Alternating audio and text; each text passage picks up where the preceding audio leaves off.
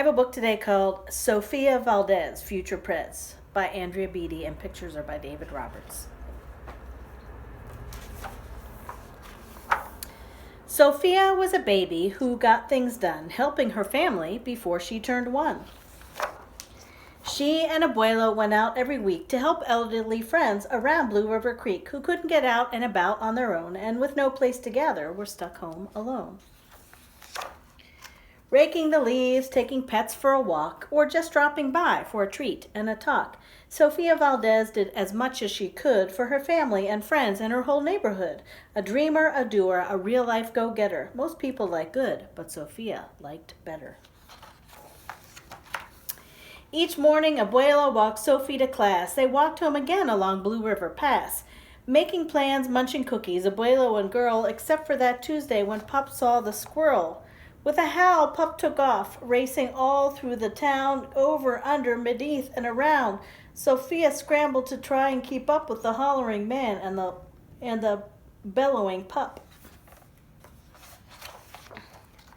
Up the squirrel ran to the top of the hill, made of leftover junk from the local landfill. They reached the tip-top of that mountain of trash, which jiggled and broke with an ear-splitting crash. Down they all tumbled and hit with a thud on a moldy old pumpkin surrounded by mud. "Ouch!" cried Abuelo. He struggled to stand. "A dangerous mess," he said, grasping her hand. The next day, Sofia walked to school solo, but it wasn't the same without her Abuelo. "This is not right," declared young Sofia, who glared at Mount Trashmore and got an idea. The very next morning at dawn, she planted a sign at the front of the lawn. She stood back and smiled, and Pup gave a bark. "Get rid of Mount Trashmore. Let's build a new park." Each of her neighbors had something to say about benches and fountains and places to play. Meeting spots, gardens, a basket for bees, a rubber duck pond, and a kiosk for cheese. She drew every thought on her map of the park, which was perfectly perfect at dark. She drifted to sleep in her soft, cozy bed. Then, bam! She woke up with a thought smacked her head. Her heart skipped a beat as she realized each one of her neighbors had said, "Let me know when it's done." They all thought Sofia could build it alone, but how could one girl do so much on her own? The weight of that thought made her tender heart ache as night thunder growled and she lay wide awake. The dawn brought a storm and the gloomy sky wept, and the heartsick Sofia finally slept. Abuelo baked cookies when Sophie got up. He gave her a bagful and sneaked one to Pup. He blinked back to tears. He hugged his Sofia. "For courage," he whispered. "Te amo, mi vida." Sophia's knees wobbled. She felt weak inside. She looked at his ankle and quite nearly cried, though she didn't feel brave or courageous at all. Sofia Valdez went to face City Hall. There she is. The mayor's office sent her to room 401, the Blue River Creek Department of Fun, which sent her downstairs to room 302, the office of duck ponds and cool things to do, to the office of monkeys, the Department of Cheese, the division of fountains and meetings and bees, then down to the basement, so musty and cramped, where all the town's papers were sorted and stamped, and that's where the clerk said what no one else did. "You can't build a new park. You're only a kid."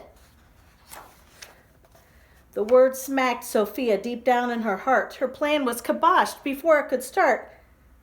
"I think," said Sofia, "I think that law's wrong." But her second-grade voice didn't sound very strong. The clerk said, "Certainly, it cannot be done. Do you have any questions?" Sofia said, "One. If you were me and if I was you and he was your grandpa, what would you do?" Well, said the clerk. Then she said nothing at all. She thought and she thought. Then she sent out a call to every employee throughout City Hall. The entire government of Blue River Creek crammed into the office to hear Sophie speak, but her words jumbled up and her cheeks turned bright red as a dozen emotions rushed into her head. Her heart beat so loudly she thought it would crack. The crowd leaned in closer. Sofia leaned back. Then her arm brushed the edge of the old cookie snack. And that was the moment when Sofia first knew being brave means doing the thing you must do, though your heart cracks with fear, though you're just in grade 2.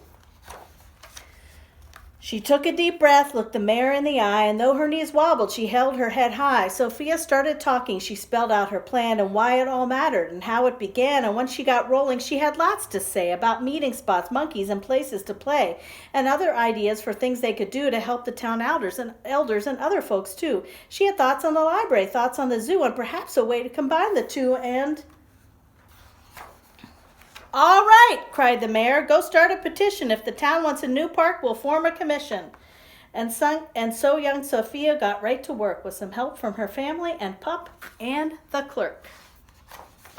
Then others joined in, not all, but a few, like Miss Lila Greer and the kids in grade 2. There were hearings and surveys and taxes to figure, then bulldozers, cranes, and a blue bigger digger. They all built that park. That's how it got done, with the hard work of, by, and for everyone.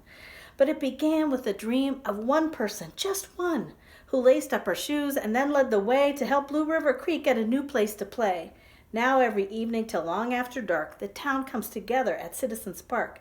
They all hold this truth to be self-evident, that Sofia Valdez could grow up to be president.